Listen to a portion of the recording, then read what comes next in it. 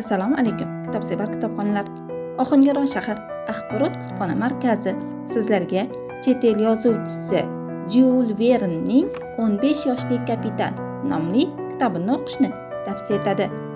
Asrlar osha qo'ldan qo'ymay o'qib kelinayotgan ushbu asarda 15 yoshli kapitan Dick Sandning bir-biridan qiziqarli sarguzashtlari qalamga olinadi. Janubiy Afrikada kechgan xunrezliklar, qullar savdosi bilan bog'liq ayanchli voqealar, turli xavf-xatarlardan qolgan kapitan Dick va sayohatchi do'stlari, xizmatchisi Gerkules, Missis Ueldon va uning kichik o'g'li Jek, xayolparast olim Benedikt tog'aning boshdan kechirganlari o'quvchini befarq qoldirmaydi. Aziz kitobxonlar, ushbu kitobga qiziqsangiz, o'qishni xohlasangiz, Ohangaron shahar axborot kutubxona markaziga tashrif buyuring. Likey